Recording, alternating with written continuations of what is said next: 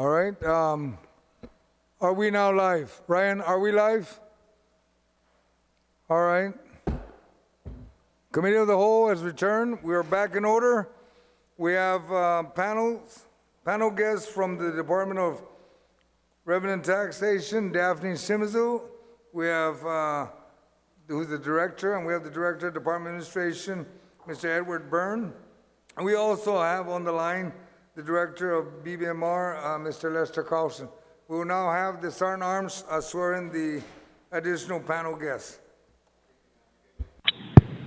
Okay, can I have you raise your right hand?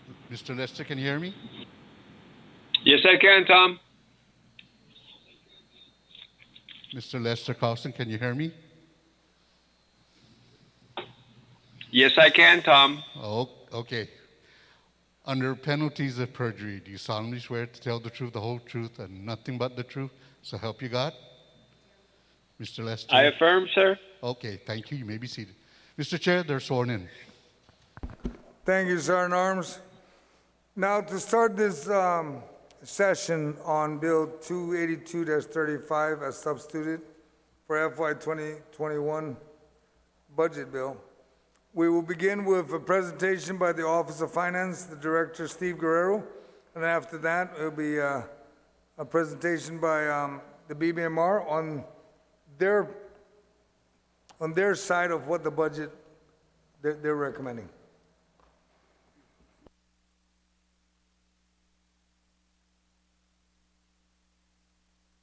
Mr. Guerrero. Thank you, Mr. Chairman. Good afternoon, Speaker, Madam Vice Speaker, Senators, Mr. Burns, Mrs. Shimizu, and everybody else that's in the hall that's here to hear the testimony of the Office of Finance and Budget presenting the fiscal year 2021 budget. Before I begin, I'd like to introduce, for the record, myself. I am Stephen Guerrero. I am the Director of Office of OFB. I have my staff along here to support the presentation of the budget, which I will present in a PowerPoint form, I believe, which you can see on the screen. Before I begin, I just want to, just to reiterate a couple of things.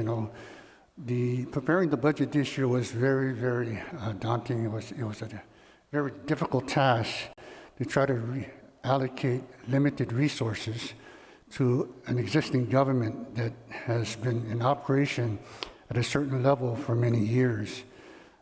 With the reduction in revenues expected to happen within the next 12 months, beginning October, there's a lot of uncertainties that are happening out there that nobody seems to have or has a good handle as to what to expect and what could and cannot happen.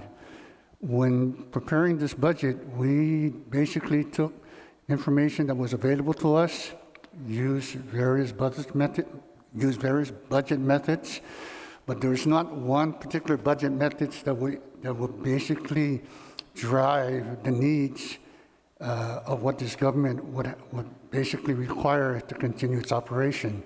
So what we did is we took basically a combination of several factors, put it together, and basically came up with the best possible way to allocate the government resource that we expect to generate within fiscal year 2021. So with that, I'd like to just start the presentation. If you look at the screen, this is just the fiscal year 2021 estimated revenues and allocation overview.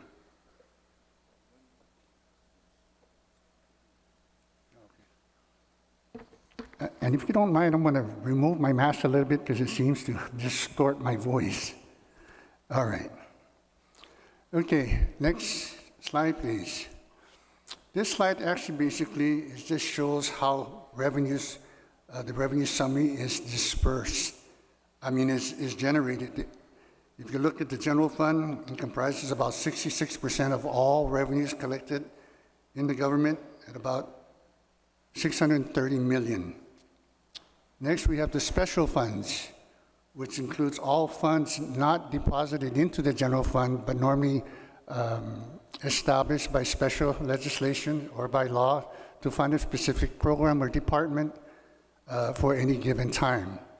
The amount that's budgeted for that or anticipated for that is about $209 million, or about 22% of total revenues. And then the last part is monies that we receive from federal matching programs. And this is basically federal monies that we receive for Guam that is used to administer mostly, if not all, programs that require some sort of local match, normally in hard cash. Next slide, please. Okay, this is a chart of how is the comparison of the budgets since 2018 compared to 2019, the current budget of 2020, and what we forecast and set aside for 2021. If you notice, the first three categories are all taxes, is where we get a good bulk of our revenues from. Approximately, if you look at FY2021 budget, the total for income taxes we're estimating to receive is approximately about $381 million. The total business privilege tax is estimated about $3.4 million. And then other taxes come in around $5 million. Federal income tax for Section 30, we're estimating about $68.6 million for fiscal year 2021. And this is net the war claims deduction, which the federal government basically reserves before it actually disperses these funds to Government of Guam.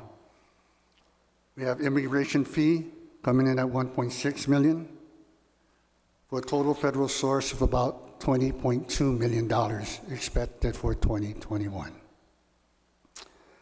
The use of money and property comes in about $1 million. License and fees and permits, about $5 million. Department of charges, about $1.2. And you've had all these revenue sources, which comprise of the general fund, we're estimating at least to collect about $775 million. Go on further down and you take out the subsidies, and these subsidies basically are appropriations made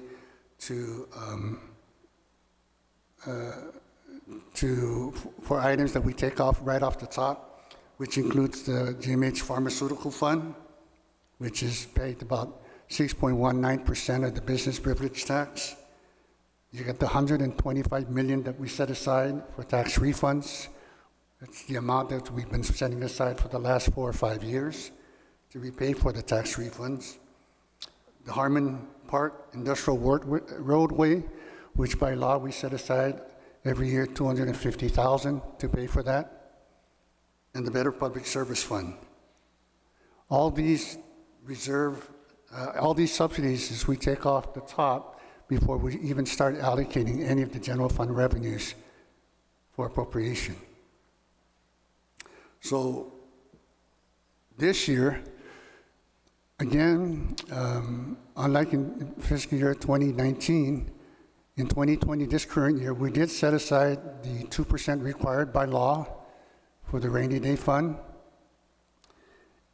And like this year, because of the emergency and the financial crisis that the government is going through, we have basically released the reserve of that 2%, and now allows the administration, the government, to utilize that to continue the operation of the Government of Guam. Being that the condition for FY 2021 also probably is going to likely conclude to that same situation, we have identified a 2% set aside in the law based on the total amount that the Government of Guam will receive for appropriation. But at the same time, we have also put back. In other words, we're doing the same thing what we did in 2020 to allow the administration the use of the 2%. So bottom line, the 2% is not being held in abeyance. It would be available upfront for appropriation. So it is part of the bottom line, 230.1 million available for appropriation for FY21. The other columns that you're seeing there is the current year, 2020, 2019, 2018. Basically, it's just a comparison. But what you want to do is look at the last column where it shows the variance.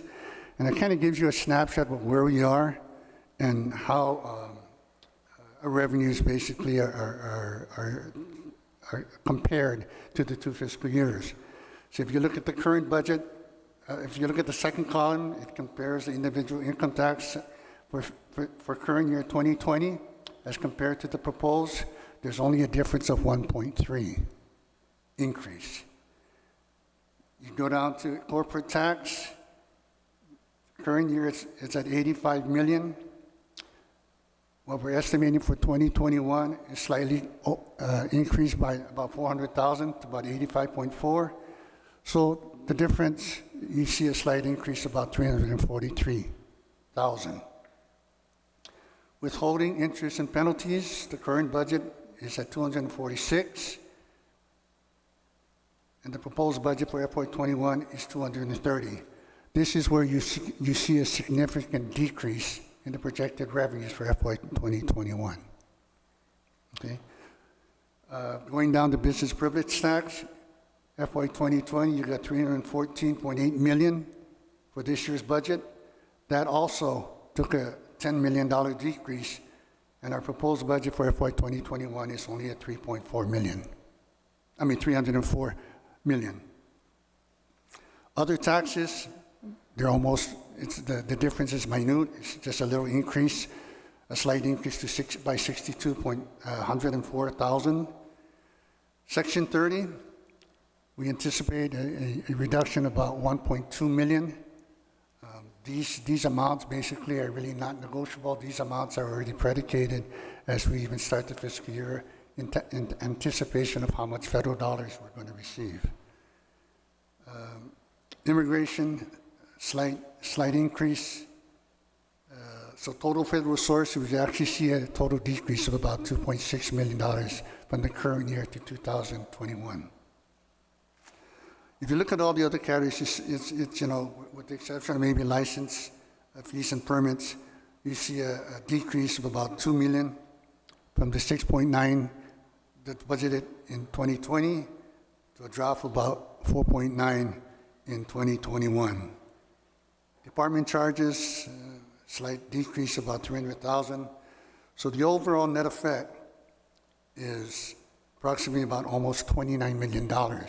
If you compare FY 2020 budget of the 803 compared to the 774, 775 that is being requested in the bill.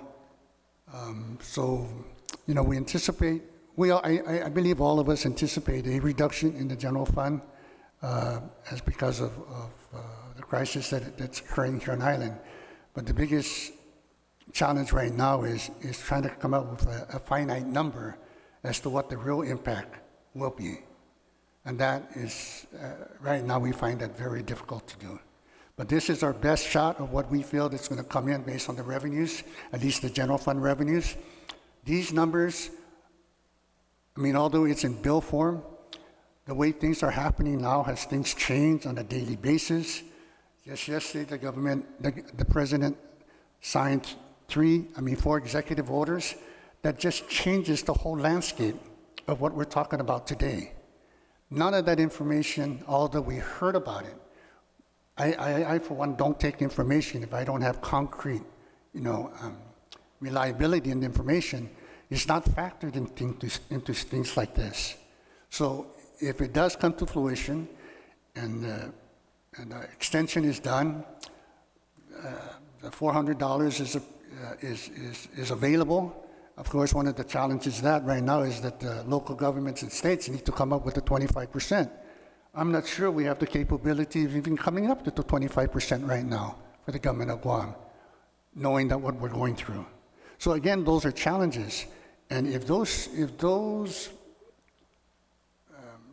concerns or measures actually fall into place and become reality, you know, I don't know what to say at this point. I can only continue to be conservative in our numbers going forward, but at the same time be optimistic that things will get better.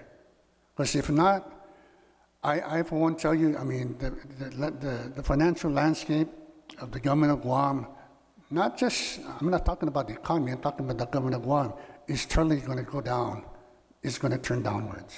It's going to be very tough at this point. So the other two columns, which are 18 and 19, I just showed it just as for comparison.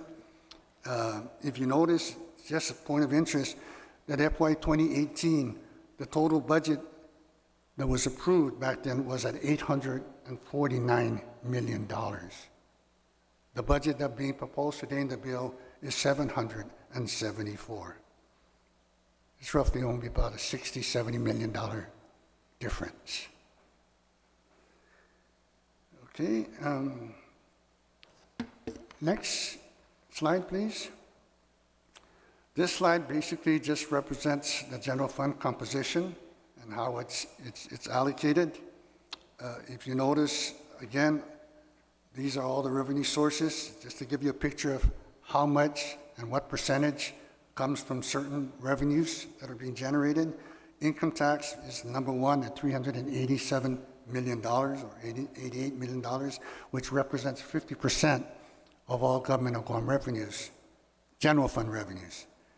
Then the second would be business privilege tax at $304 million, represents 39%. Federal sources coming in at third at 70%, I mean 7.2 million, or 9% of the total pot. Then of course you got other taxes, which represents a measly 1%. So the bulk of all the revenues that are being generated are basically all on the taxes with the infusion of federal sources. Okay, next slide, please. Okay. This slide basically represents the allocation of the general fund by program areas. Taking the bulk of the general fund appropriation is public education, which represents about 38%, or $238.1 million. Second is protection of life and property at 97.8%. I mean 97.8 million at 16%. This particular category includes all law enforcement, so that's why that amount seems to be really big. Third comes in general government operation at about 90.1 or 14%. Fourth, you got the debt service. That right now is hovering about 91 million or 13%, which represents the payment of 8 bonds. Fifth is the reserve amount of 62.5. That reserve amount includes agencies such as Judiciary, Public Defender, the Mayor's Council, OPA, the Attorney General's Office, the Legislature, and the smallest one of all of them, the Guam Board of Accountancy. This all comes out of that reserve amount. Then you have other areas such as community services, and then individual collective rights, which represent 0 and 1% of the total budget, respectively. Recreation is not even a percentage, but they do get an allocation of about 2 million. And of course, economic development, again, because the amount is minimal at 4.1, they don't even come in as a percent, but they do get a portion of the allocation. Okay, next slide.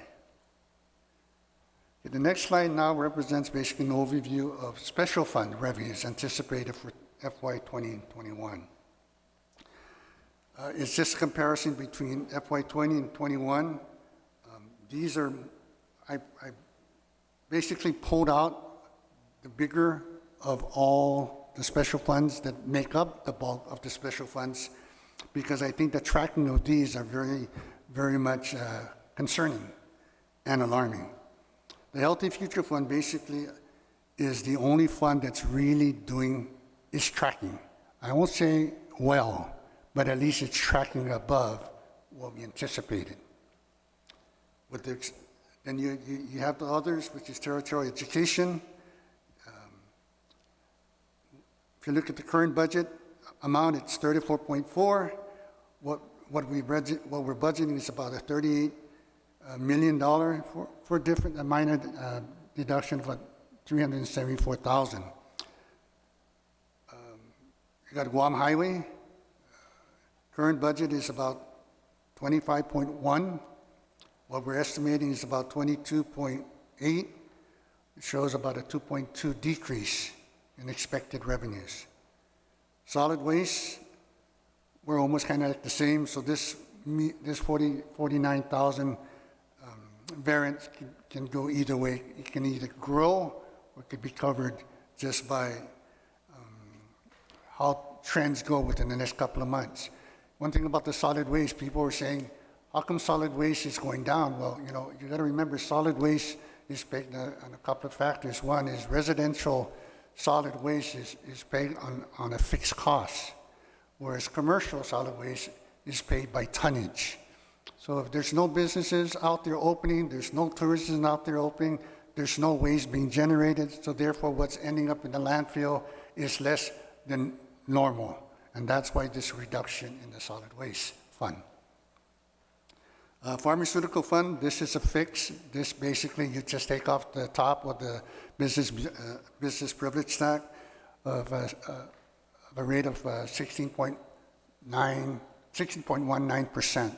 So this represents the 18.8 represents 6.19% of the total expected BBT for FY21, but it represents also a decrease of about 46 million over current appropriation levels.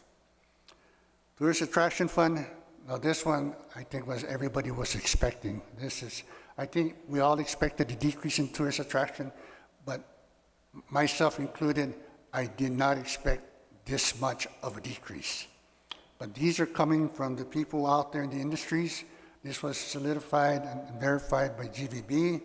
So from a 44.9 million appropriation in FY 2021, we expect to generate at least 18.3. And mind you, the 18.3 is on the high side of the projection. Okay?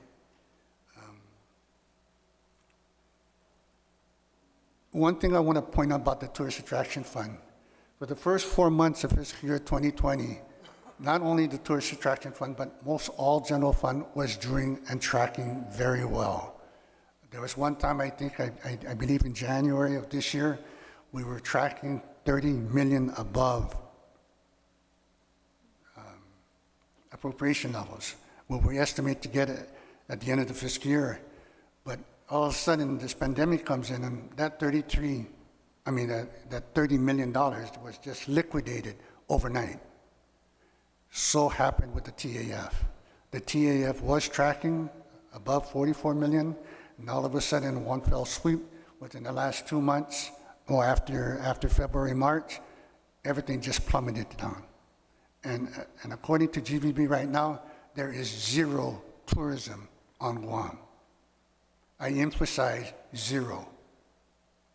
So this is, like I said, a reduction was expected, but never in my wildest dreams it would go down this much.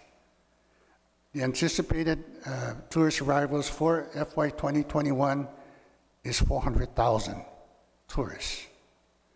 I hope that this number would increase as the borders open, Governor lifts some of the restrictions, and we get the businesses to start moving, because even at 400,000, we cannot make it. It'd be very, very difficult to make it at 400,000. Remember, tourism not only affects the TAF, but affects multiple funds across the government, from the general fund to highway to solid waste, you name it, it affects, tourism has an effect on it. School lunch reimbursement, this again is just a fixed number that we come up every year. This is the amount that's allocated for the cost for reimbursement by the feds, so there's no change in that. Custom and quarantine, that again is another fund that is really taking a beating as we maneuver through this emergency. Custom and quarantine, they were tracking about 14 million, a little bit below when we were tracking, but we were hoping that somewhere down the line, pre-COVID, things would have changed, but obviously it didn't. So we're expecting a 9.1 million decrease come FY 2021. And all others, that's just all the other smaller revenues, special revenue categories that we have. I mean, they play a big role in the operation of the government because they fund certain operations and programs, but there are some of those programs also that are not, what do you call that? They're not meeting the part. They're not tracking well, but we hope and we anticipate that at least they can maintain. All we're hoping right now that they maintain whatever we project for them. Anything less would be very difficult. Anything more would be always welcome. But anything less than what we anticipate right now will just aggravate our situation even worse.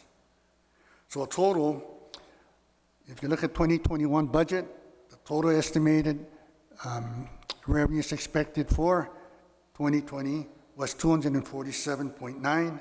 What we're anticipating in the budget for 2021 is 210.8, which is a 37 million drop in special funds.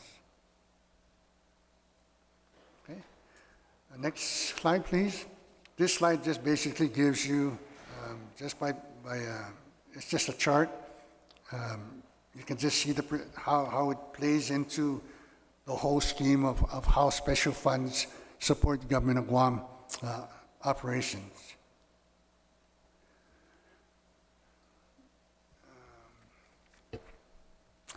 Next chart, please.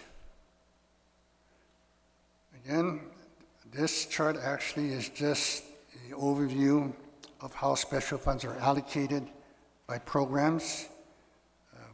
Of course,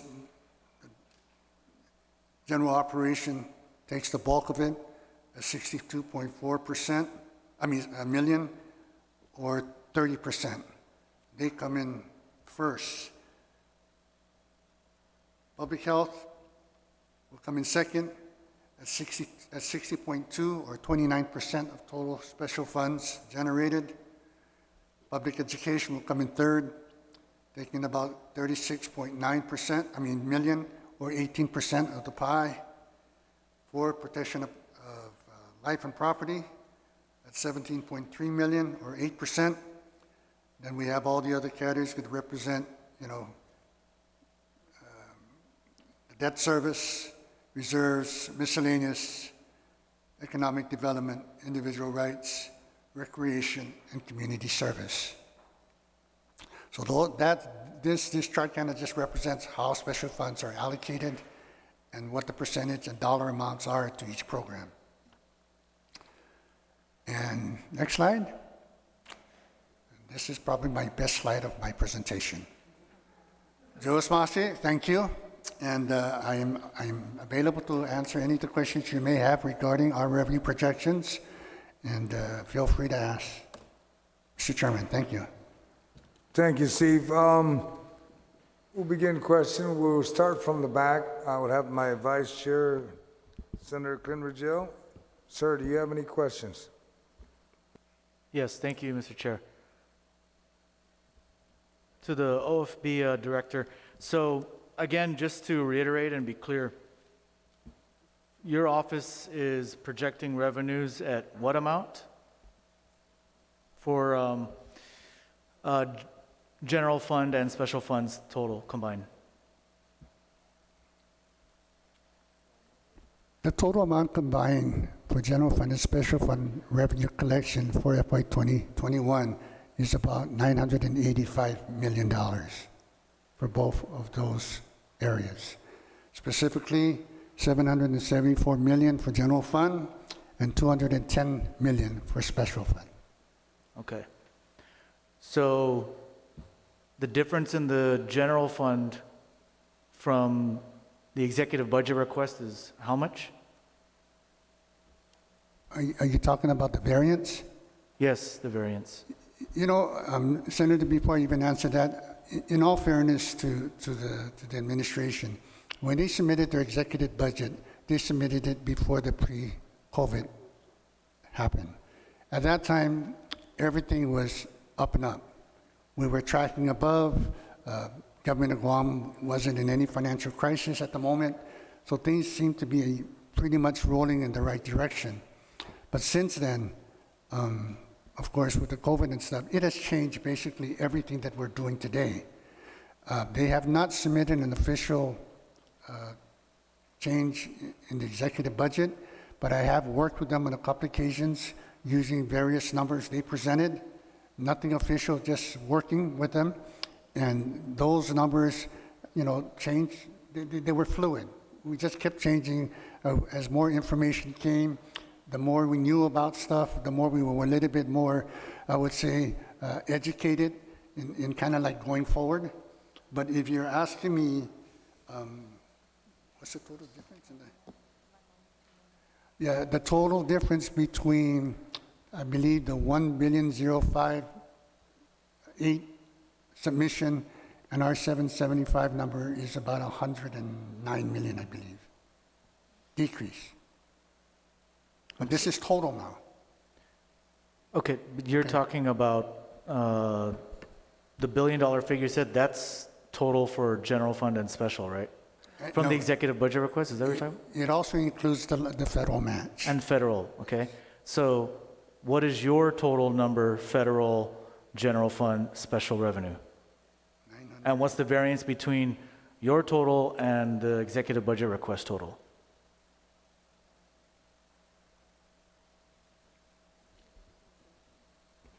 Apologize, my colleagues. Allow everybody, all my colleagues, 3 questions, 1 round, 1 time around, okay? Just continue. Senator, Mr. Steve, can answer the question. Thank you, Mr. Chairman, for addressing me as senator. That was one of my aspirations. I'll take that up later with you. Anyway, yeah, to answer your question, Senator, the total amount compared to the executive budget as to our number is 109,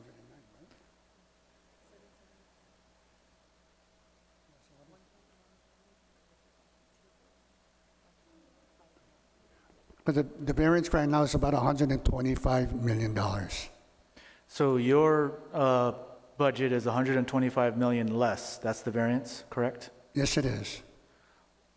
So I get 3 questions, right? So this is my third? Is that correct? I have one more question, Mr. Chair. Please continue. I yield my questions to you. I won't be asking any questions. You're my vice. Go ahead, continue. So okay. So the variance is 100, I'm sorry, how much? 120? 125. 125, okay. But that's their executive budget versus your proposed budget, correct? Yes, but again, Senator, keep in That's mind. pre-COVID, their executive budget request is pre-COVID. Yes. Yes, okay, so just to be clear, that's their numbers pre-COVID. Yes. Have they indicated to you what their numbers are post-COVID? We have worked on several different figures to try to compromise on what we felt was the most realistic and achievable ones, and they've brought their amount down. As far as the general fund is concerned, to date, as we speak, I think we're only off by about $7 million. But they haven't submitted anything officially, correct? No. That's just in discussions with your office. It's numbers that we were working with. We were trying to come up with some sort of a agreement to these numbers, and those were the last numbers that were on the table for discussion. Okay. With the variance from the executive budget request and this substituted budget, what were the major areas that showed a decline in revenues that led you to produce that lower amount? They have adjusted basically their areas within income tax, withholding, and corporate. And what was the last one, I'm sorry? Huh? Yeah, the GRT. GRT, okay. So income tax, withholding, and GRT, do you have the amounts for what was the variance between those from the executive budget request and the substitute budget?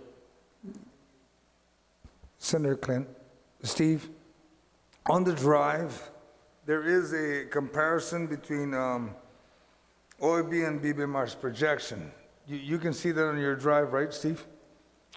If you can present that, and we do have Mr. Carlson on the line, so that certain questions can be answered off the bat, and maybe Senator Clint, Steve, maybe you can present that, if you can present that in reference to what's on the drive? Can you see that on the drive? No, but we need to give it to them.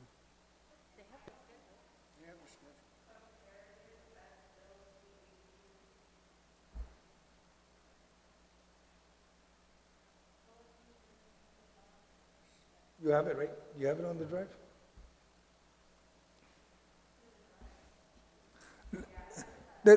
Let's take a quick recess real quick so we can get everybody online with that comparison so we can all see this. Thank you. Short recess, because I want to make sure Mr. Carlson is also involved in the discussion. So if any of my colleagues want to ask him questions, they'll be available too. Thank you. Short recess.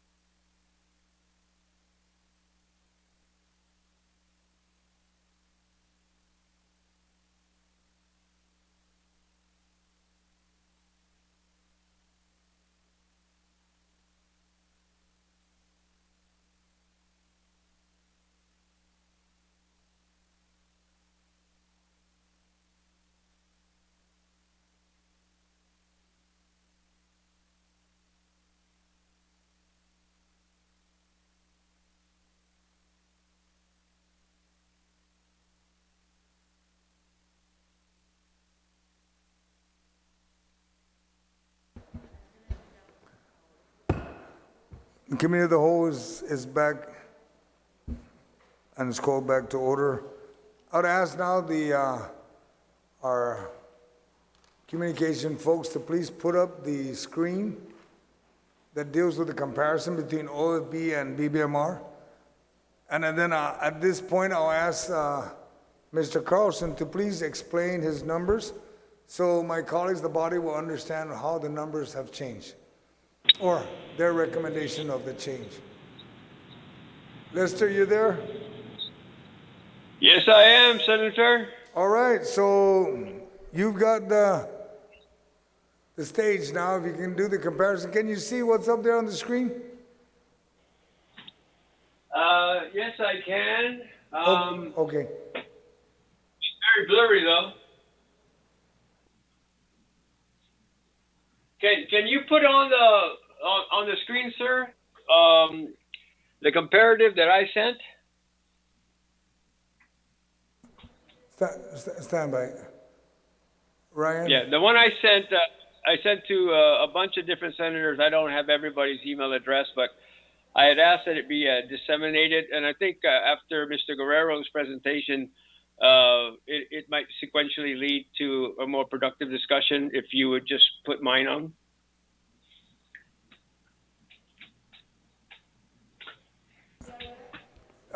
Lester, are you talking about the CRE?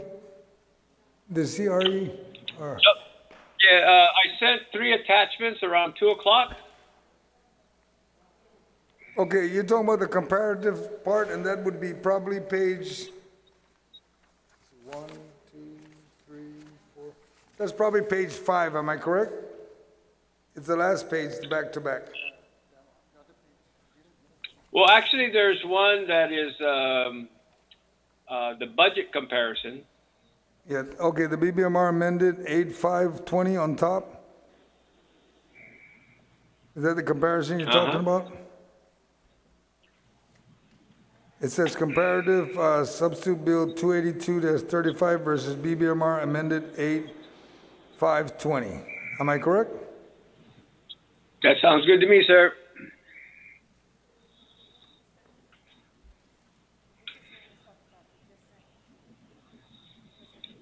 Oh, you just sent one, but it's tagged as. No, I sent 2 emails.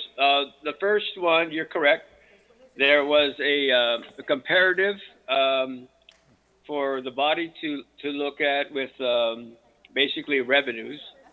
Then, as several senators had requested an early look at July revenues, we provided that. As well as the allocation of revenues for this fiscal year by category, by month, that is mandated for us to submit. And we did that so that people would understand the monthly allocation of the fiscal 20 revenues, particularly general fund related, so that they'll have some context as to what it was that the body adopted for 20. How it was allocated over 12 months, because it does bear some weight in the discussion that I'd like to have with respect to the differences between OFB's 21 revenue projections and the administration's revenue projections. And if you can pull up that one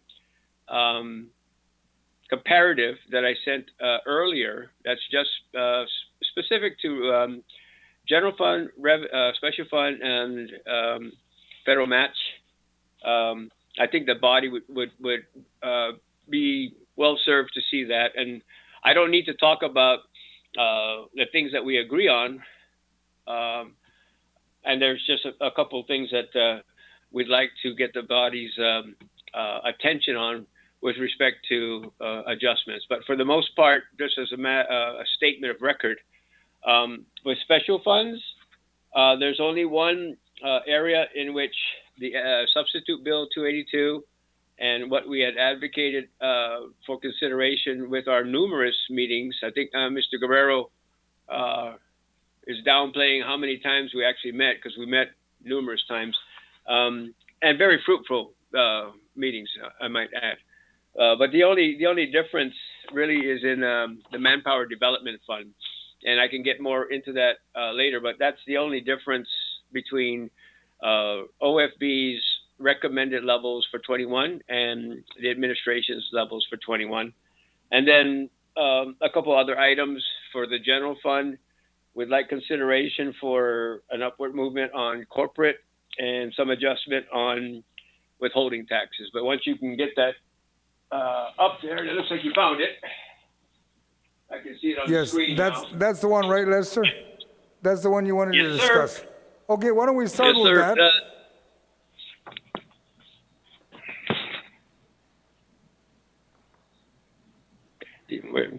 Did you want me to continue? Yes. Yeah, if you Okay. can go ahead and discuss that presentation, so if anything, my colleagues can ask the questions of the difference, the comparison. Right. And again, for the record, what you see particularly on columns K, which is the BBMR revised revenue levels, and then on column L, which is the substitute bill levels, we agree on every general fund revenue tax category, with the exception of corporate. We're advocating for a $2 million upward adjustment, and I sent also some information, as was requested by the body, on prior occasions for a sneak preview of July. And you will see in the 2-page, it's another attachment, I'm sorry, but because the tax deadline was moved from April to July, we really did have a really good July, better than we expected. And the bottom line is the $45 million collections to date that was provided as a result of June collections, which was the last official transmission.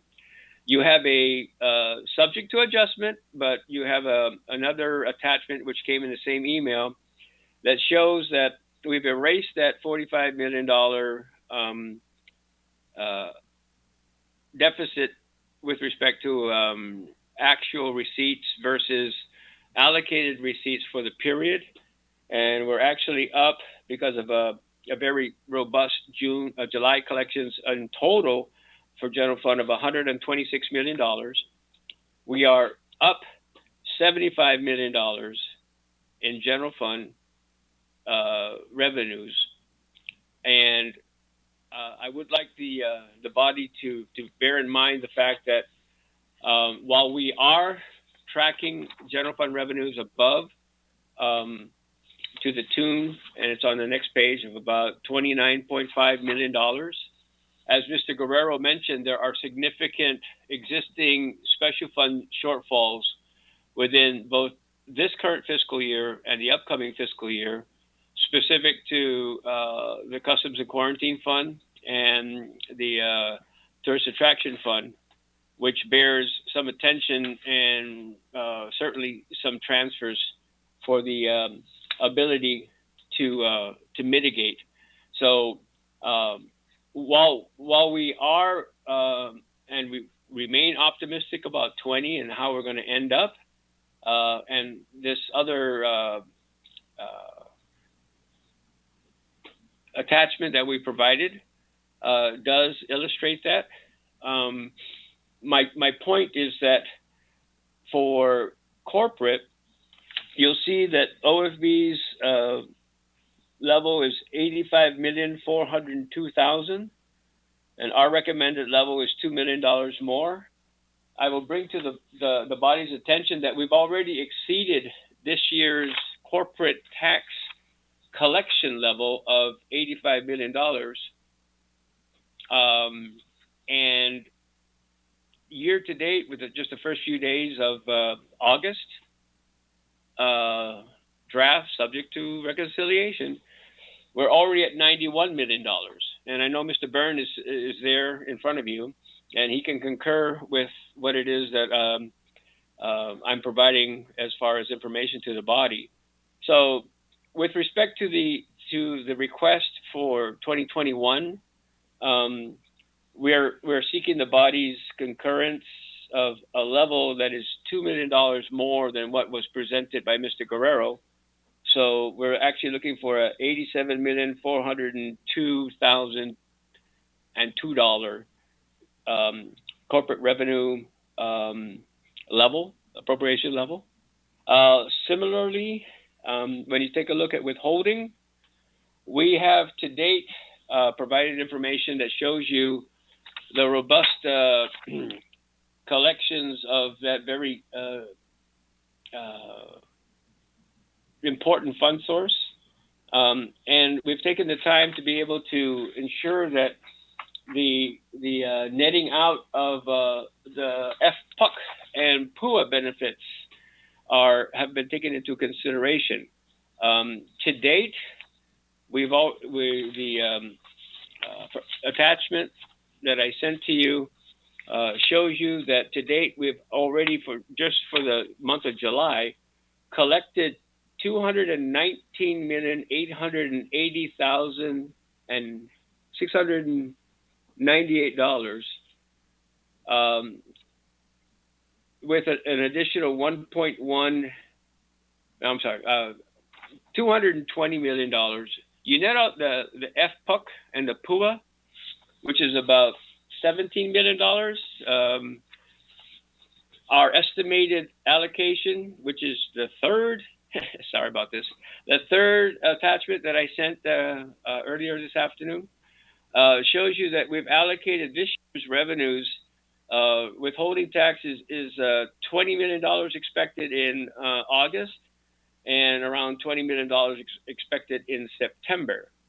Therefore, allocating in total the $246 million that was adopted for fiscal 2020.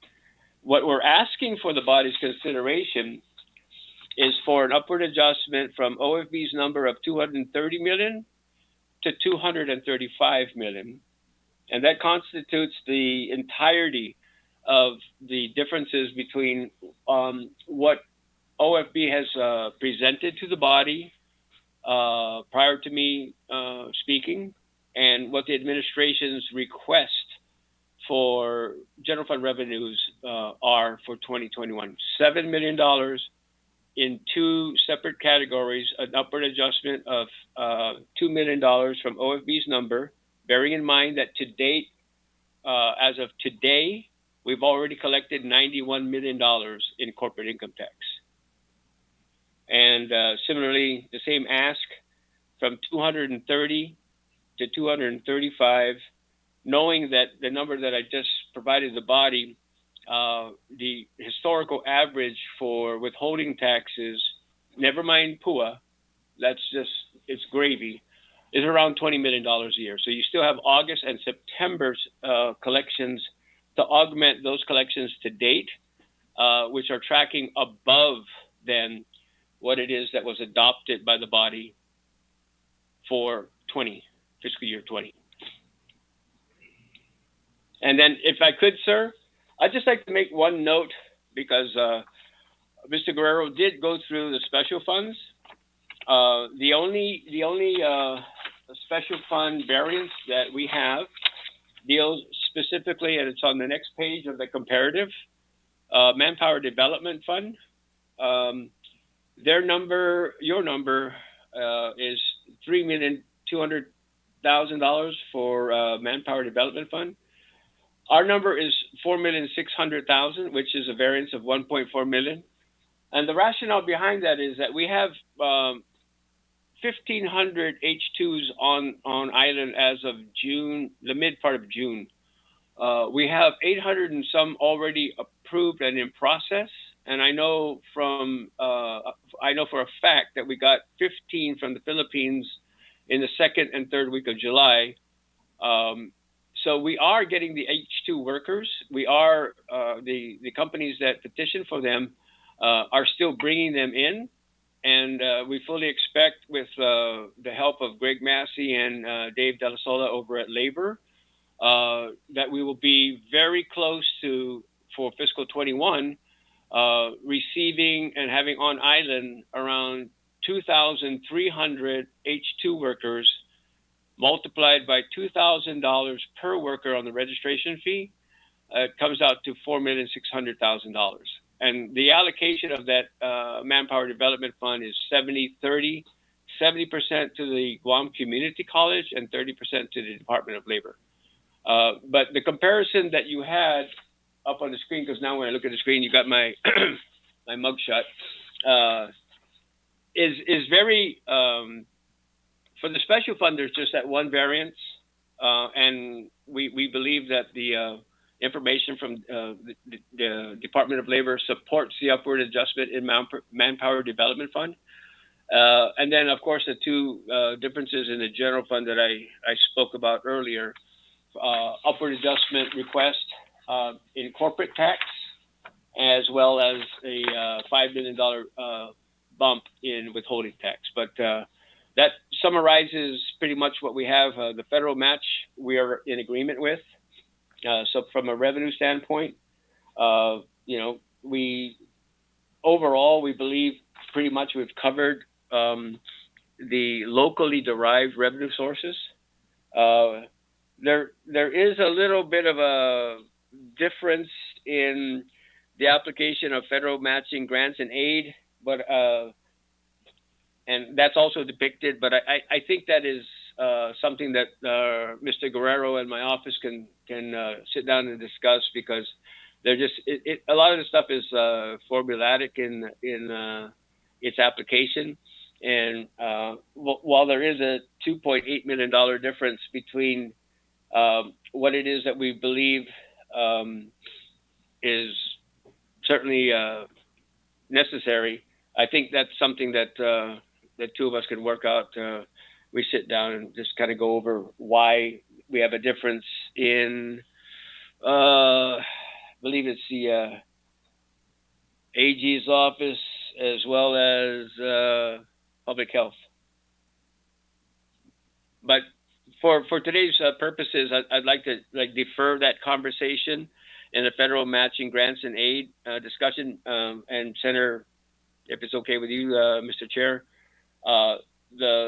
the differences in what the OFB has presented and what the administration in our numerous interactions have arrived at is what we really believe we need for the operations. And I know before we broke, Senator Ruggiero had spoken about and asked questions about where we started with the executive budget request.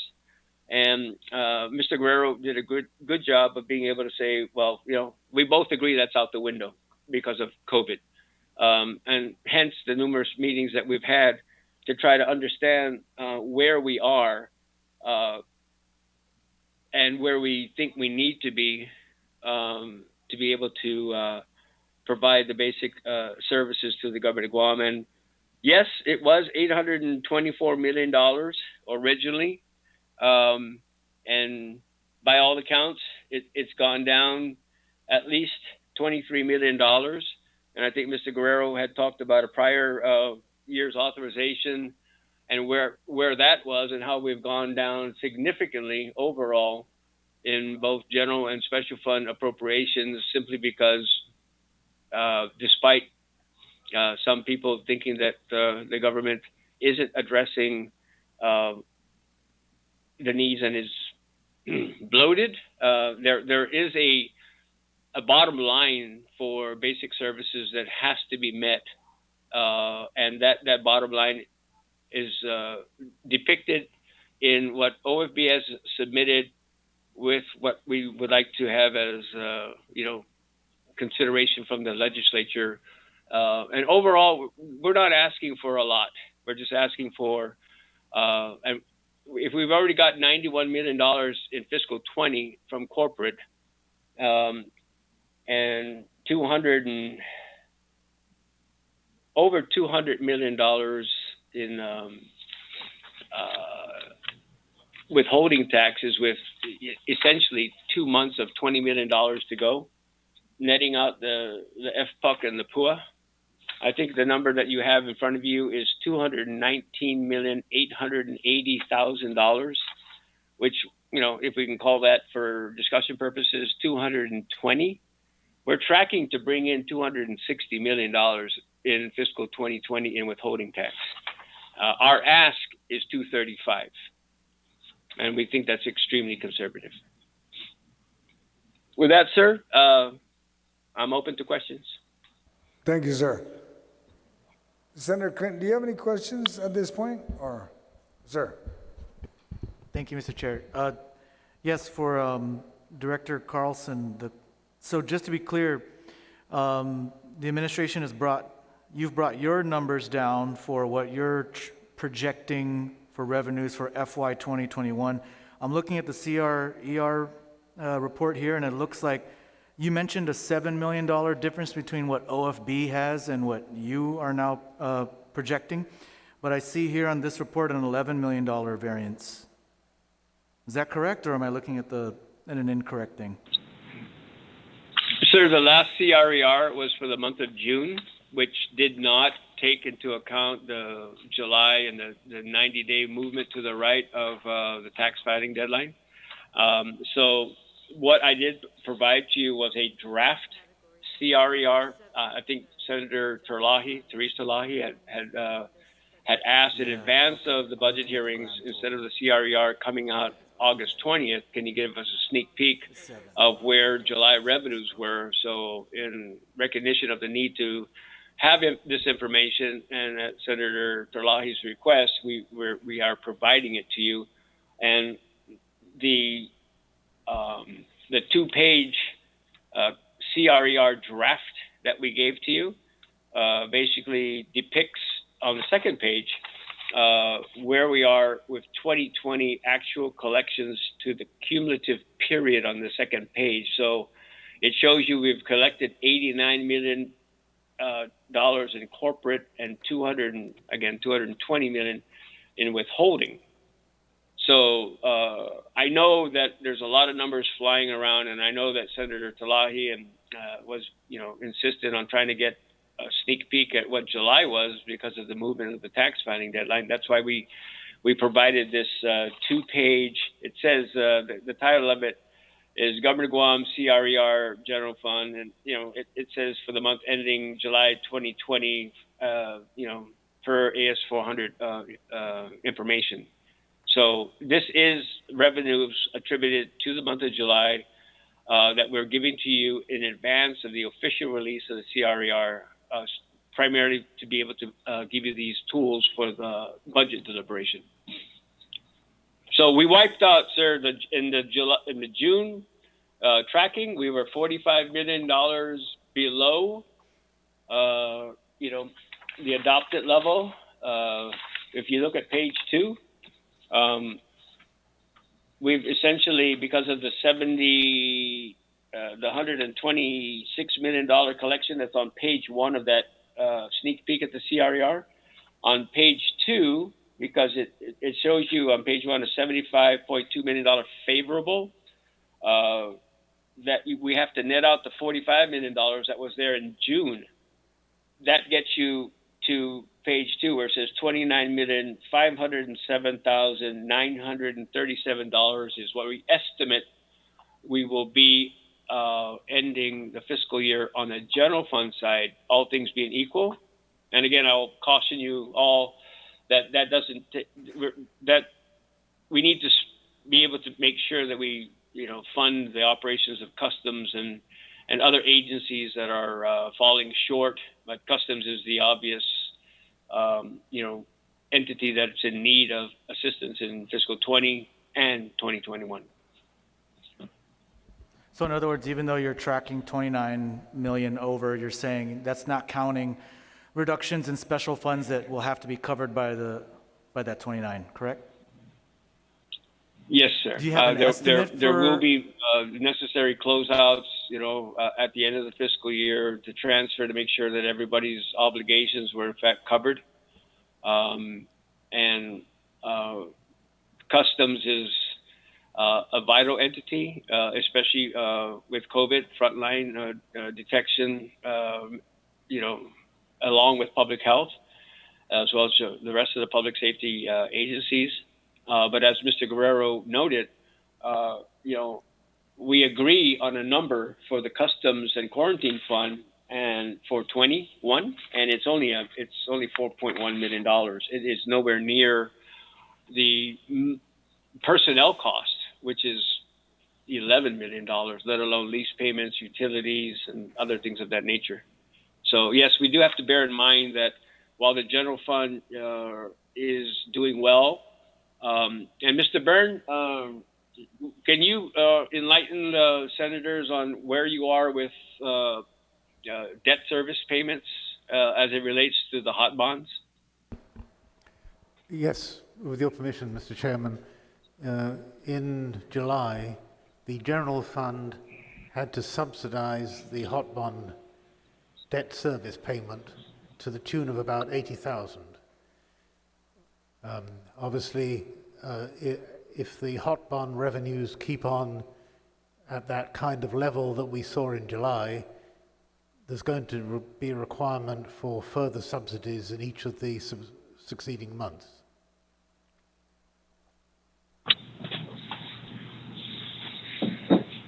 Senator Rangel? Yes. Yeah, so just to make sure I didn't misspeak, the second page of the Consolidated Revenue and Expenditure Report, where it has a $29 million amount, all things being equal, we've erased the deficit in the that was reflected in the June report. And because of the cash collections, I think we can all just assume that the government of Guam is not going to totally shut down, and there will be no revenue collections. There will still be revenue collections as anticipated for August and September. But if we just hit the numbers that we provided to you in the October submission for the allocation of revenues per month, and that I also provided that to you, to the legislature. It's dated October 8th from the governor, and it was sent to the legislature. It's a 12-month revenue budget and with the revenue estimates, and on the second page, it shows you by tax category and by month how it is that we allocated the revenues for each adopted revenue level. So, case in point, $246 million for withholding taxes. The month of July, I already reported what it is that we received, and we anticipate that we're going to be getting $20 million in August and $20 million, and this is without PUA and FPUC. So we're on pace to exceed the $246 million easily.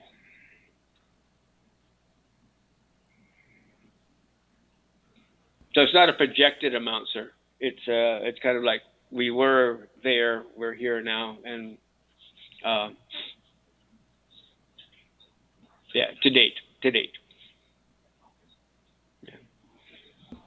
All right, thank you, Lester. Thank you, Senator Rangel. Madam Vice Speaker, do you have any question for the panel? Maybe Mr. Carlson or Mr. Guerrero?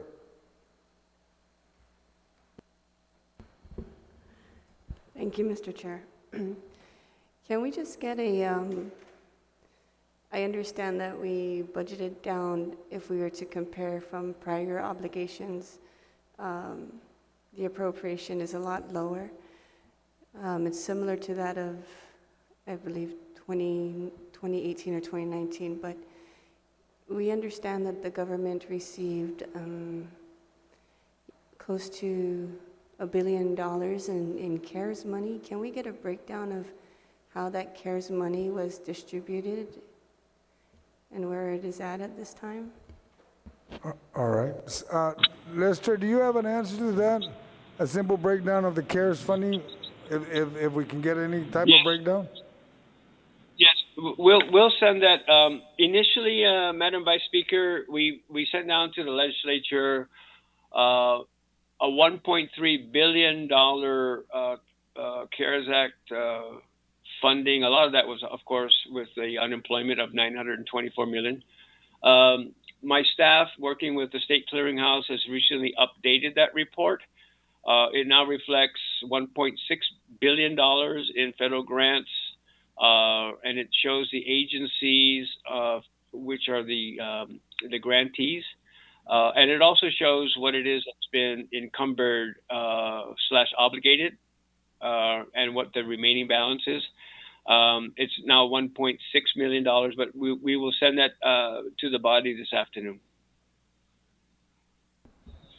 Okay, thank you, Mr. Chair. I do have several other questions, but I'd like to see that money for the breakdown of the CARES Act and then move forward with my questions at that time. All right. Senator Lee, do you have any questions, Senator Lee?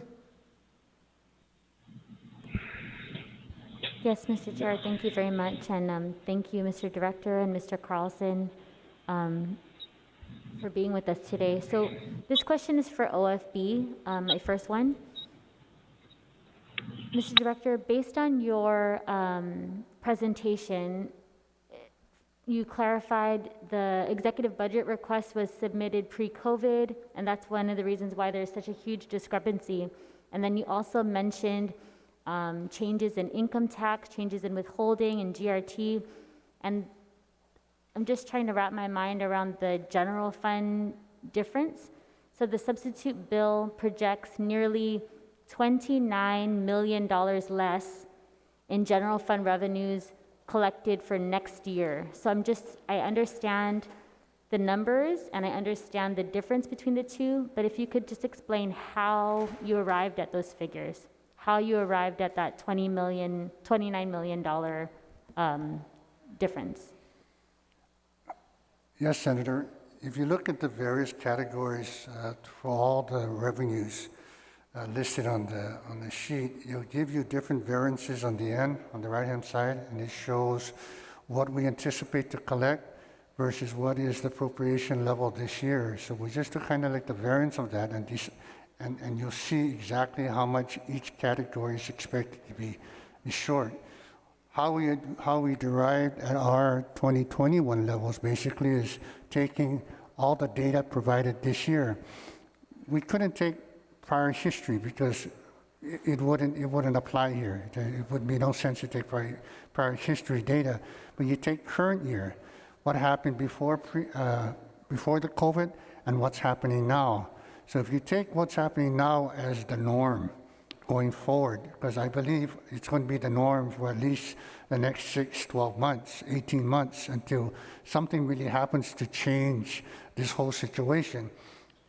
We were running the numbers, and what we were coming out tracking-wise is our numbers that we felt that were pretty much, and this was done back in June. No, we were tracking back in June a particular figure, but then since June we've adjusted it simply because certain categories were below, some went up. But still, we were thinking that even if it went up slightly in May and June, we need to figure what the impact will be 6 months, 8 months down the road.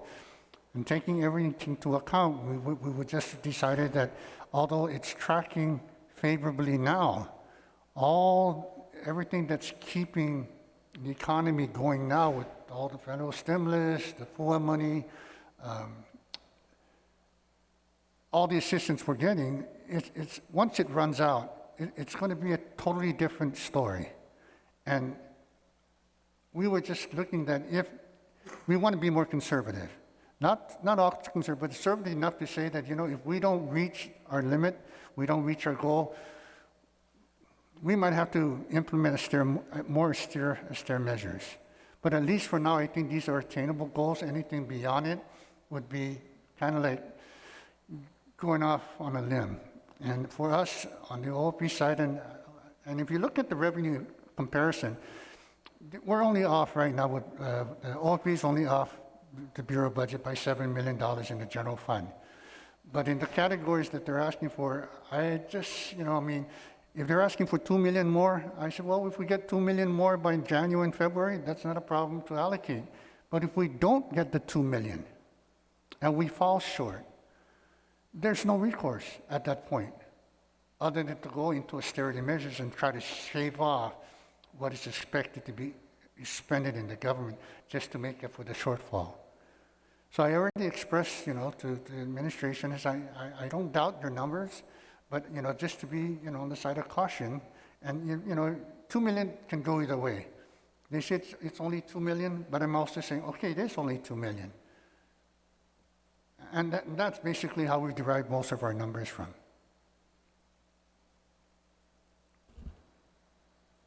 Thank you very much, Steve. This next question, Mr. Chair, is for Mr. Carlson. I think we're all in receipt of the revenue report for July that you just provided to the body, Mr. Carlson.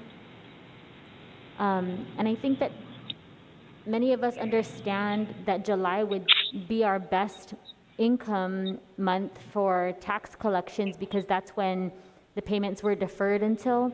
But your 10-month year-to-date figures shows that the government's net collections year-to-date is $29.5 million. Is that correct? You were discussing this with Senator Rajal earlier.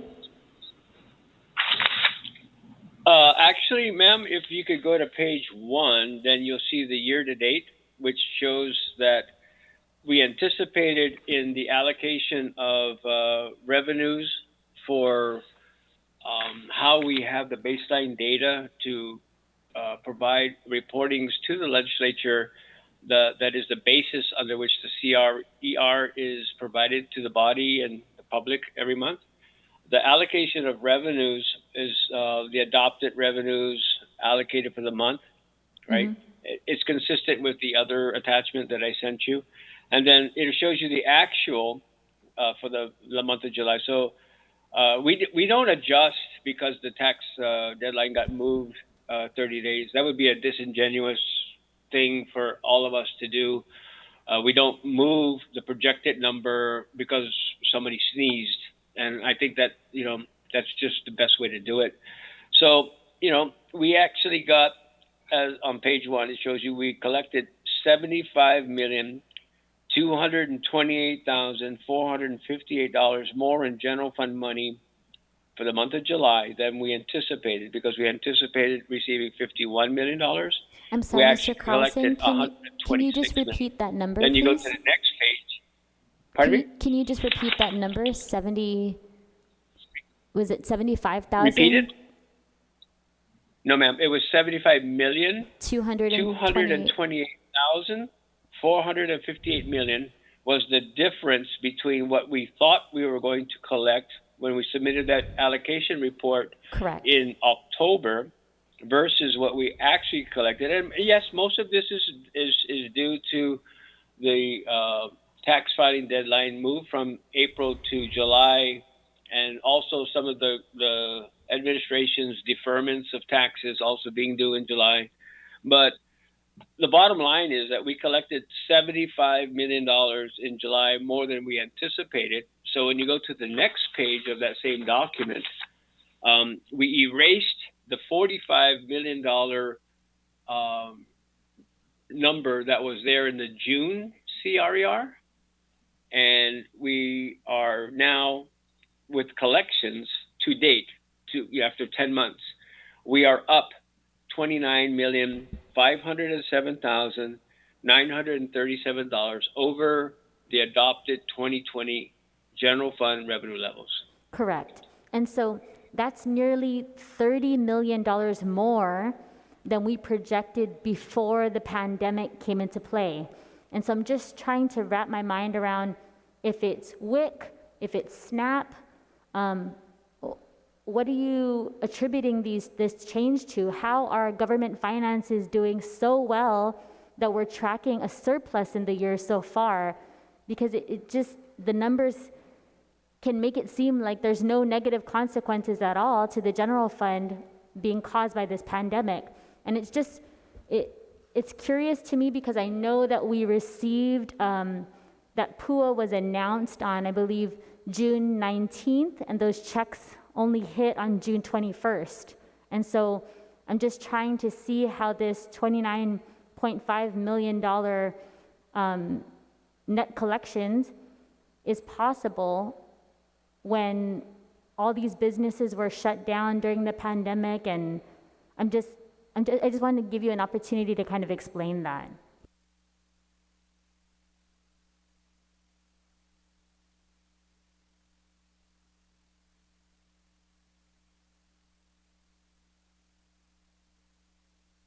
I'm sorry, Mr. Carlson, did you want me to repeat? Is he still on the line, Mr. Chair?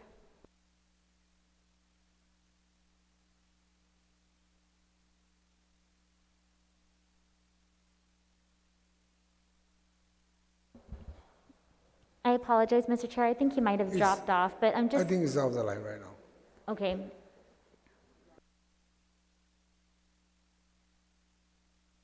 Hey, it's a drop call. So we give it a few minutes and maybe we can get him back on.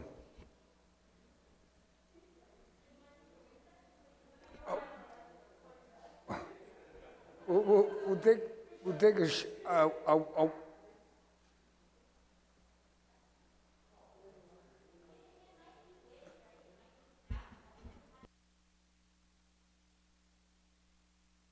yes, well, why don't we just take a quick recess? As soon as you come back on, we turn it back on. That easy. Okay, nonetheless, Mr. Byrne, you think you might be able to answer that question? Well, Senator, I can answer a part of the question. When you were talking about the PUA checks that came out at the end of June, they included the cumulative amounts from the beginning of the program through that date.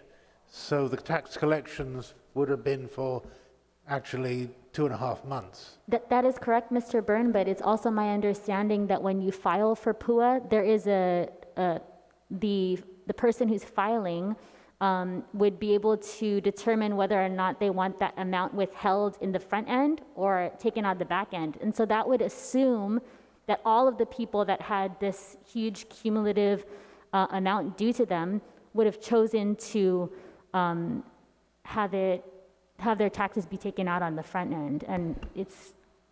Senator, yes, the claimants had the choice for determining whether there should be any withholding at the time that they chose how the payments were made. So once they made that choice, that withholding would hold through every payment that they receive. Not everybody did so choose, but That's a large correct. number of people did. But I'm also looking at it, and it looks like individual income taxes are down year to date, but only the corporate taxes are up. So how can it be attributed only to PUA when the year to date is still negative in that category? I'm just trying to figure it out. Is it PUA? Is it a mix of PUA and WIC and SNAP, like all of these federal benefits? And that's just kind of my question is, what is Yeah. determining this change? Yeah.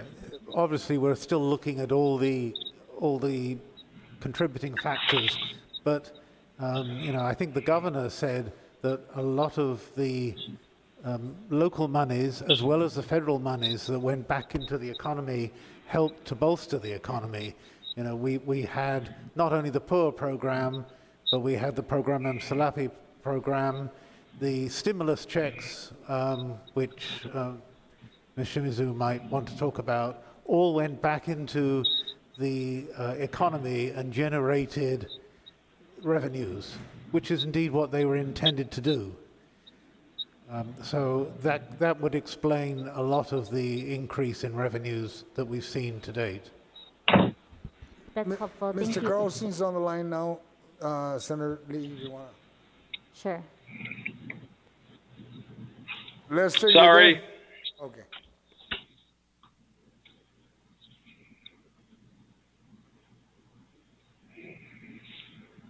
Are you there, Lester? I apologize, Senator Lee. You were going down a line of questioning, and the next thing you know, I was disconnected by the operator, so I apologize. No problem. So Mr. Byrne was able to respond a bit to my question, but I wanted to also give you an opportunity to respond. So we're looking at this net collections year to date of 29.5 million above the Budget Act. And so that's nearly $30 million more than we projected prior to the pandemic. So I'm just trying to figure out if this can be attributed to PUA, plus, the infusion of WIC and SNAP, and Mr. Byrne is also mentioning Program Salapi and some of these other programs, but I'm just trying to figure out how these numbers make it seem like there's no negative consequences to the general fund that are caused by the pandemic, when we all know that everything was shut down, businesses were closed. And so I'm just trying to wrap my mind around why it seems like it just seems like a very, very rosy picture. And I just want to be clear about what it is that we're taking in. And I wanted to give you an opportunity to explain that to the body. Thank you, Senator Lee. We went to the extra effort to be able to provide the legislature with advanced July numbers because of the need to be able to understand where we are. While I always personally remain optimistic, the numbers that are before you, I don't mean this personally, ma'am, they're not rosy. They are what they are. That is what we collected in general fund tax categories through the first 10 months of the fiscal year. So I think I could hear some of what Mr. Byrne was saying while I was going through this 5-minute exercise of dialing back in. So I apologize. I didn't hear all of what Mr. Byrne had to say, but I think that with 2 months left in the fiscal year, we're only tracking $1 million short in individual, because I know that was one of the questions. I had mentioned that the report that we provided to you shows you that we collected $89 million when we actually are up to 91 in the first few days of August in corporate. If you take the $219 million number for withholding and you net out $17 million, which is all that can be attributed to PUA. So you take that number out of the equation, and you're still at $202 million with 2 months left to go in the fiscal year, with the baseline data that we provided back in August showing you that to get to the $246 million amount, we are going to be anticipating without PUA.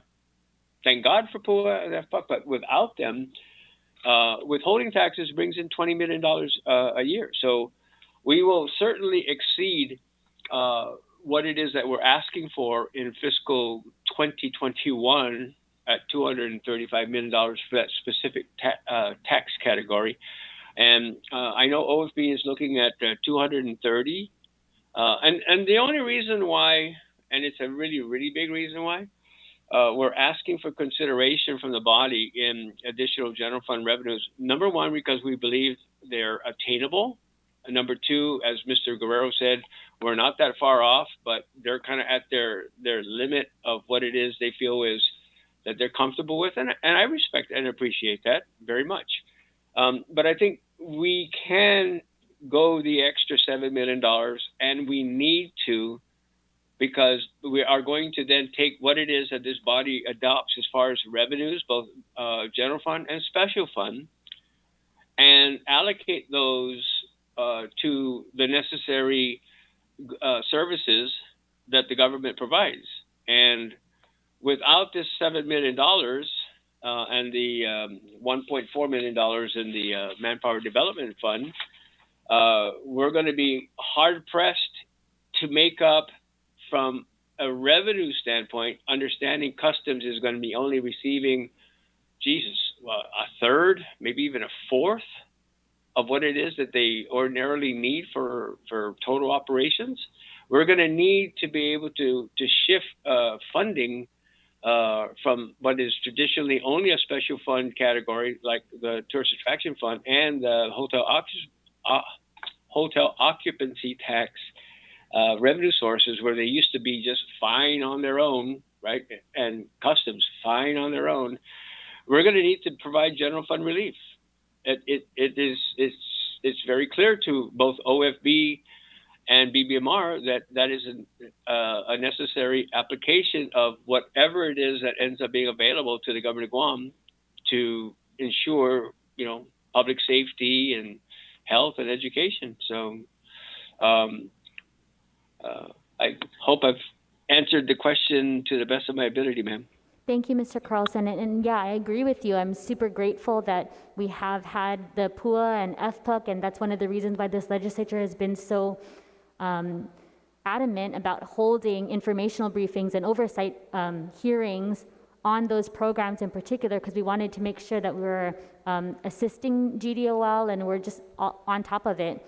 But I think the answer to my question is really telling, because it'll help us to determine if this is a one-time programan salapi thing that we can attribute the surplus to, or if it's something else. If it's some, we have to be really clear about if this is going to be something that we can count on for next year, or if this is just a one-time injection of support. So I just. If I may, ma'am, the monthly collections of withholding by themselves, without the FPUC and without the PUA, are actually very, very robust. Despite the fact that we had months under, quarantine, and we had people, unfortunately, who were displaced, we actually had withholding taxes collected in the months of June and July of $60 million. You net out the PUA and the FPUC money, that's 17.5. Our baseline withholding is still $43 million for June and July.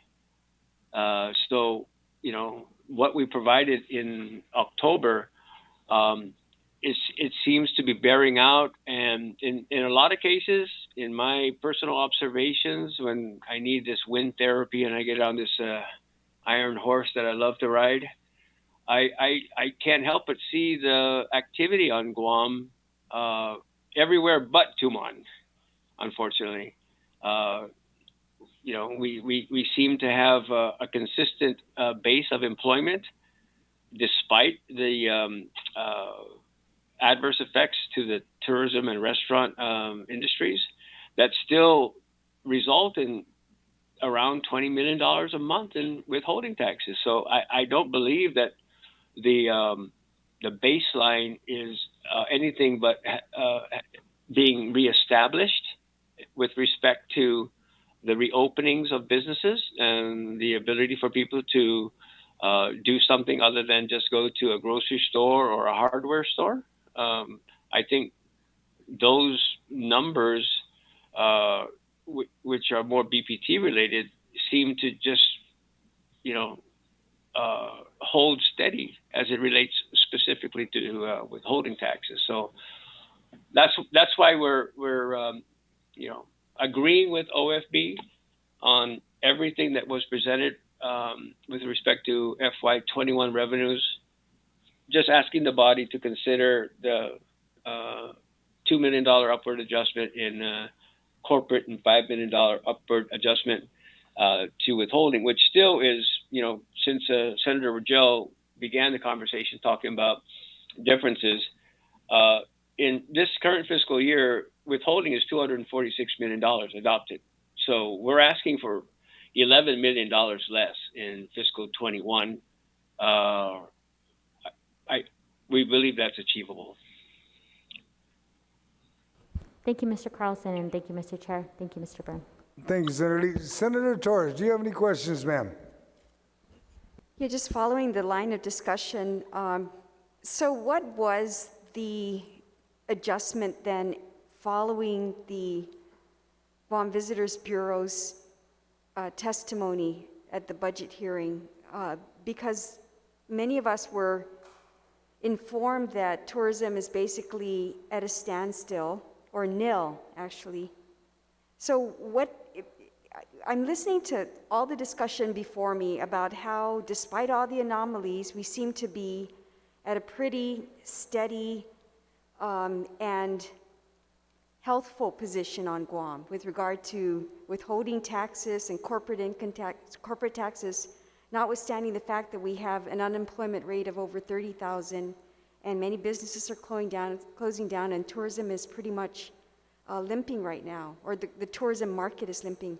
So I'm just curious, and looking at everything that we've adjusted, what was the exercise with OFB to reduce? Because we know now that things are, as a result of tourism being compromised, the highway fund, the Guam Highway Fund is going to go down because the LFT is going to be lower. We know that customs is not collecting fees, so they're going to be subsidized. The hotel occupancy, Mr. Burns said, was already subsidized at one point. So what was the cascading effect in looking at just where we're adjusting? Because it's rather confusing to talk about, to listen to everybody say that this is unprecedented. However, we seem to be fine, and we can assume that with, you know, what is not a significant reduction, we're going to be fine in 2021. So I'm just trying to understand what that exercise was given just tourism. You know, tourism is out, all right? That one leg of Guam's economy is out. So what is the corresponding adjustment then, assuming that and all of it? Or are you just going on trends and looking at trends and saying that since the shutdown, since the government went into a reduced state, reduced occupancy, closing of certain establishments, limited opening of certain establishments, that we're trending? I mean, is that what, I just don't see how that's sound policy going forward. I mean, I've listened to all the questions before me, but it still doesn't add up. So when GVB came in here, what was it that, was there a trigger then to adjust downward? And what were the considerations that were made when GVB came in and said, we will not recover, we're at zero tourists, we will not recover till about 2024? I'm just trying to understand, as many in the public are as well. Can we explain that? What was that formula? What was that consideration? Please. All right, are you asking OFB or Lester, which one? Or we have Anybody, both of them respond? Well, Okay. both sides are looking at the numbers, and obviously in your spreadsheets you're reconciling that. So I'm just trying Yes. to understand, what is it that you threw out there and where did you arrive? Because it's looking awfully rosy, and I'm quite Okay, confused. we'll have both of them respond. We'll start with Steve, and then Lester will respond after that. Thank you, Senator. You know, that's a very good observation on your point. When we first started, or when I first started presenting my case, one of the things I mentioned to you was I was extremely surprised as to the reduction of the number of tourists that GVB anticipated to come in 2021. Before we could get any information from GVB, they were just kind of like mum for a couple of months. I believe they themselves really just couldn't pin down a number. We used a 1.1 million figure on visitors' arrival. And what we did with that is that we also calculated how much each tourist is estimated to spend, how long they were here, and did that into a formula. But when we saw the outcome, we realized the outcome was way too high. So going back, we assumed, okay, we went half of 2019 total 1.6 million visitors, maybe that would be a good starting point. Again, we took half, realizing it was still too high, and that we knew we had to make adjustments. But like you mentioned, it was difficult to make the adjustments without any real basis. So what we did is we reached out to GVB and actually had a meeting with them. The first number they brought up to us officially in our meeting was a 251,000 visitors for 2021. I was really stunned. And looking at that number, it yielded something in the area of like 13 million, even less, 12 million. Remember, their current budget in 2020 is $44 million. So we were looking at that and says, wow, can this be something that can we massage it? Can we look at other options to help them? But 2 days later, they came back and reported that they upped the number to 400. So that is the number we're currently using. That yield a total revenue, projected revenue of about 18 million. So that is the number we're currently using now. We are optimistic, assume things cannot get worse, can only get better, that number can actually grow should, restrictions be lifted, we get more activity. And remember, although the Tourist Attraction Fund is based on number of tourists coming in, it also resonates to all the other revenue sources that the government of Guam uses for its operation. So right now we are pegged at 400 tourists expected for 2021, using the same base model, I think, of how much was the dollar amount?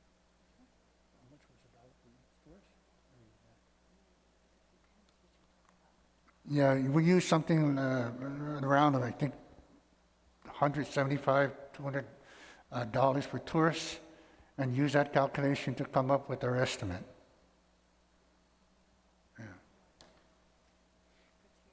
I would ask now Mr. Lester, because based on his report, they're pretty much the same. Yes. Lester, do you have any comment you want to bring up?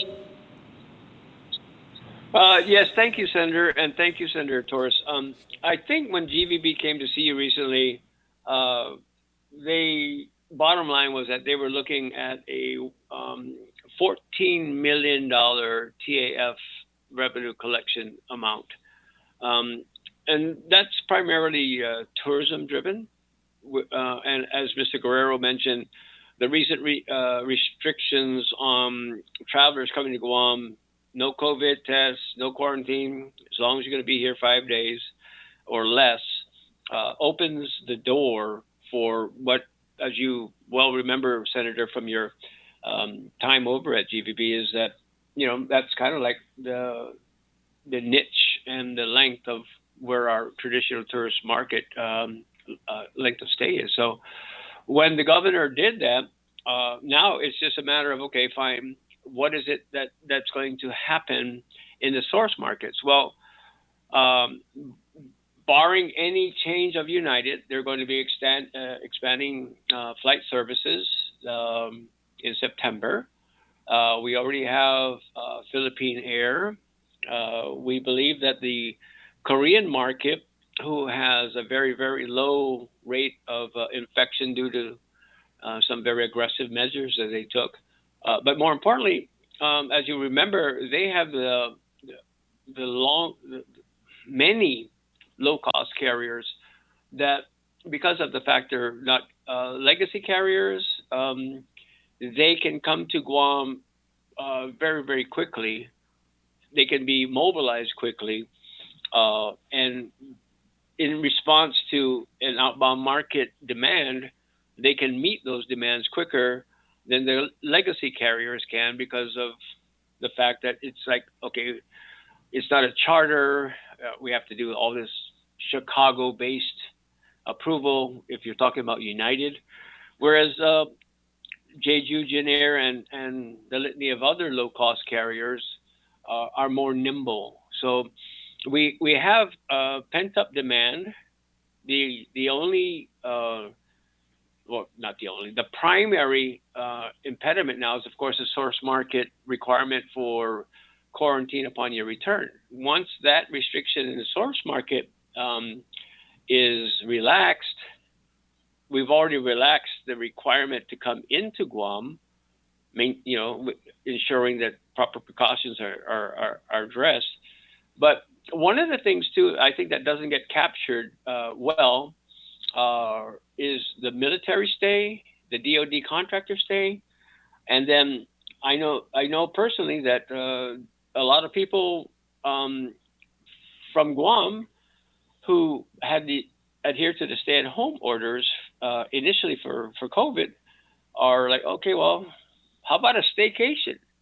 And so people are availing themselves to the deals over at our hotels to be able to like get out of what it is that they were relegated to be responsible and take advantage of a staycation on Guam. So I know when the Subaki Tower opened, there were a lot of local families who were right there to be able to be like one of the first visitors.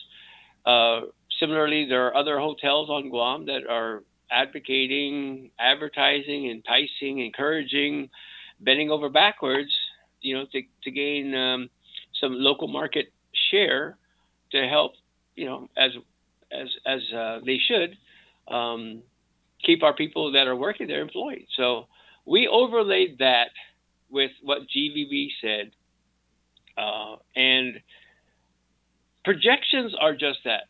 They're projections. I think the government of Guam has done what we can to avail ourselves worldwide. I think, if I'm not mistaken, there was a retraction of a CDC designation of Guam being a high-risk area. I think they made good on that error on our status.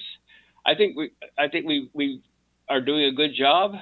I personally traveled in late June. I came back right before the July 1st mandatory quarantine, and I will tell you, from a first-person account, I had to get a hold of public health every day. I got, within that 14 days, I got a phone call every other day asking if I'm okay, if my wife's okay. And then, to their credit, somebody must have been watching like some old Magnum PI or Columbo reruns, but they actually did a house visit, but they didn't call my house until they were on my road. I know, but So in other words, they didn't 15 days notice. So so we're doing this. Bottom line, ma'am, I'm sorry to be long-winded here, but our numbers incorporate some factors that we don't believe were covered when GVB came to see you, and we also believe that they weren't covered with the relaxation of the current less than 5-day requirement. And But the Lester, difference between what GVB told you and what OFB and BBMR are agreeing on is $4 million. But I think that if you could come back and say that Guam has an occupancy rate right now of 70%, then maybe I'd believe that. But otherwise, it's really just fairy dust on what is the fact that our tourism is plummeted from 1.1 million to possibly, at best case scenario, 400,000 this year.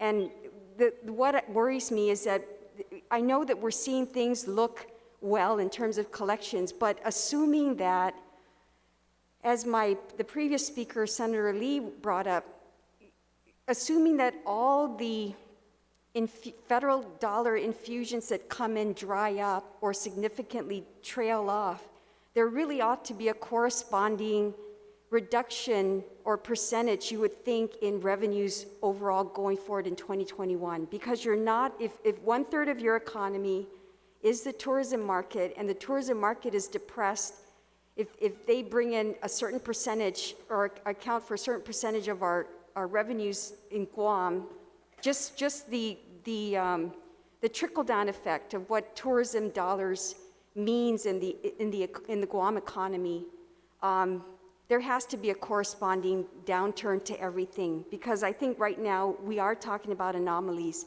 Things are turning out the way they are. Perhaps it is many government of Guam workers receiving also added bonuses with federal aid. Could be that. We don't know what all these different things that are factoring into the spend on Guam that's resulting in corporate taxes being paid in, or BPTs being paid in. We don't know what that is, but I'm just saying that it is unfathomable that you can have a drop-off of tourism to that degree.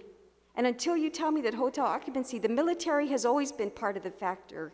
The contract stays at the hotels. Staycations have been, you know, a part of the tourism occupancy, but the great majority of hotel occupancy is tourists to Guam, not military, not Department of Labor contractors, not the staycations. And so I don't want us to, you know, believe that that is going to sustain us, because it isn't.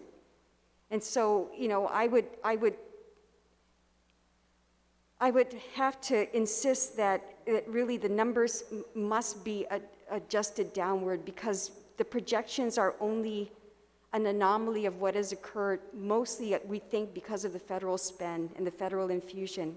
And short of that, unless the military is going to compensate in spending for what tourism is not bringing in, then maybe there's a balancing. But short of that, I just can't see how the formula is sustainable in 2021.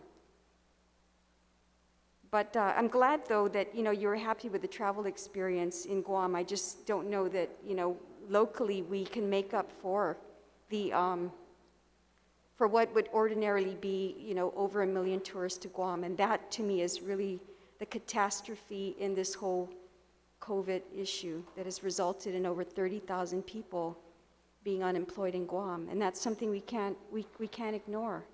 I don't know how those 30 people are going to be restored. It's just, short of tourism rebounding, it's sadly and just regrettably not going to happen overnight. To sustain withholding taxes at that level, income taxes at that level, and perhaps enough businesses open to sustain corporate taxes as well. So that's just my pitch. But thank you, Lester. I appreciate that, you know, you are trying to help us come to terms with it. I just don't know that I can. And I just want to be very candid with that. Thank you. Thank you, Senator Torres. Thank you, Senator Torres. My colleagues, and for the panel, we're going to recess until tomorrow at 9 o'clock in the morning. I ask that, Lester, that you're able to call in, and I asked Daphne and Ed to come back. I've got the OFB, they'll be here tomorrow morning. So we will recess until 9 o'clock tomorrow morning. Thank you.